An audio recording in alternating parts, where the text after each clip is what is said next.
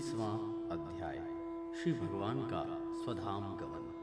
सुखदेव जी कहते हैं, परीक्षित, दारुक के चले जाने पर ब्रह्मा जी, शिव, पार्वती, इंद्रादि लोकपाल, मारीची आदि प्रजापति, बड़े बड़े ऋषि मुनि, पितर, सिद्ध, गंधर्व, विद्याधर, नागचारण, यक्ष, राक्षस, किन्नर, अप्सराएं तथा गरुण लोक के विभिन्न पक्षी अथवा मैत्री आदि ब्राह्मण भगवान श्री कृष्ण के परधाम प्रस्थान को देखने के लिए बड़ी ही उत्सुकता से वहां पर आए।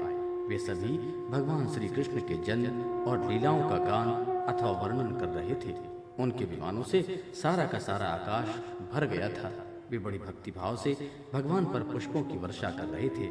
सर्वव्यापक भगवान श्री कृष्ण ने ब्रह्मा जी और अपने विभूति स्वरूप देवताओं को देखकर अपने आत्मा को स्वरूप में स्थित किया और कमल के समान नेत्र बंद कर लिए। भगवान का विग्रह उपासकों के ध्यान और धारण का मंगलमय आधार और समस्त लोगों के लिए परम रमणीय आश्रय है। इसलिए उन्होंने योगियों के सम्मान अग्नि देवता संबंधी योग धारण के द्वारा उनको जलाया नहीं, सशरीर अपने धाम को ले गए। उस समय स्वर्ग में नगाड़े बजने लगे और आकाश में पुष्पों की वर्षा होने लगी। परीक्षित, भगवान श्री कृष्ण के पीछे पीछे इस लोक से सत्य, धर्म, धैर्य, कीर्ति और श्रीदेवी भी चली गई। भगवान श्री कृष्ण की गति मन और वाणी के परे है। तभी तो भगवान जब अपने धाम में प्रवेश करने लगे तब ब्रह्मादि देवता भी उन्हें ना देख सके। इस घटना से उन्हें बड़ा ही विस्मय हुआ। जैसे बिजली मेघमंडल को छोड़कर जब आकाश में प्रवेश करती है तब मनुष्य उसकी चाल नहीं देख पाते, वैसे ही बड़े बड़े देवता भी भगवान श्री कृष्ण की गति के संबंध में कुछ न जान सके। ब्रह्मा जी और भगवान शंकर आदि सभी देवता भगवान की यह परम योगमयी गति देखकर बड़े विस्मय के साथ उनकी प्रशंसा करते करते अपने अपने लोक को चले गए। परीक्षित, जैसे नट अनेक प्रकार के स्वांग बनाता है परंतु रहता है उन सब से निर्लेप, वैसे ही भगवान का मनुष्यों के समान जन्म लेना, लीला करना और फिर उसे संवरण कर लेना उनकी माया का विलास मात्र है, अभिनय मात्र है। वे स्वयं ही इस जगत की सृष्टि करने, इसमें प्रवेश करके विहार करते हैं और अंत में संघार लीला करके अपने अनंत महिमामय स्वरूप में ही स्थिर हो जाते हैं। संदीपनी गुरु का पुत्र यमपुरी चला गया था, परंतु उसे वे मनुष्य शरीर के साथ लौटा लाए। तुम्हारा ही शरीर ब्रह्मास्त्र से जल चुका था, परंतु उन्होंने तुम्हें जीवित कर दिया। वास्तव में उनकी शरणागत वत्सलता ऐसी ही है। और तो क्या कहूँ, उन्होंने कालों के महाकाल भगवान शंकर को भी युद्ध में जीत लिया और अत्यंत अपराधी अपने शरीर पर ही प्रहार करने वाले व्याघ्र को भी संदेश स्वर्ग भेज दिया।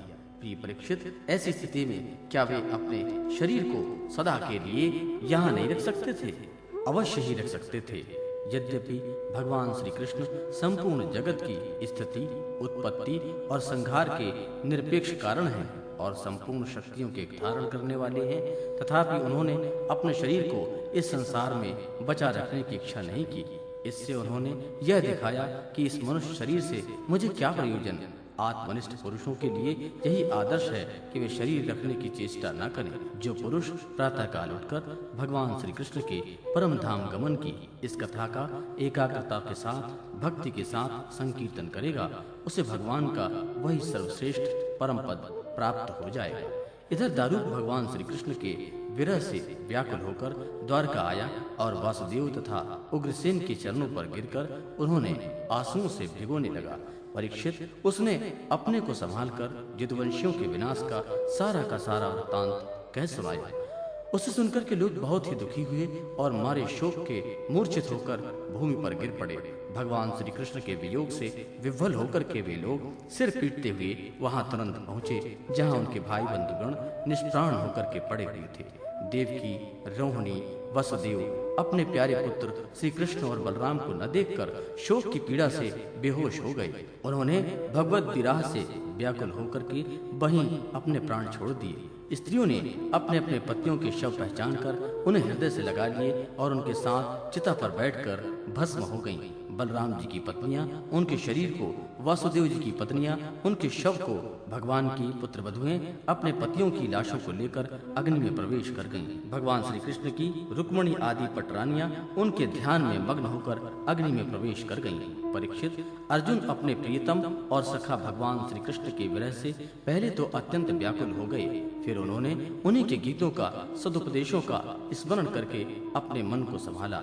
यदुवंश के मृत व्यक्तियों में जिन्होंने कोई पीड़ा देने वाला था, उनका श्राद्ध अर्जुन ने क्रमशः विधि पूर्वक कराया। महाराज, भगवान के न रहने पर समुद्र ने एकमात्र भगवान श्री कृष्ण का निवास स्थान छोड़कर एक ही क्षण में सारी द्वारकापुरी को डुबो दिया। भगवान श्री कृष्ण वहां अब भी सदा सर्वदा निवास करते हैं। वह स्थान स्मरण मात्र से ही सारे पाप और सारे तापों का नाश करने वाला और सर्वांग मंगलों को भी मंगल बना देने वाला है। प्रिय परीक्षित, पिंडदान के अनंतर बची खुशी स्त्रियां, बच्चे और बूढ़ों को लेकर अर्जुन इंद्रप्रस्थ चले आए। वहां सबको यथा योग्य बसा करके अनिरुद्ध के पुत्र वज्र का राज्याभिषेक भी कर दिया।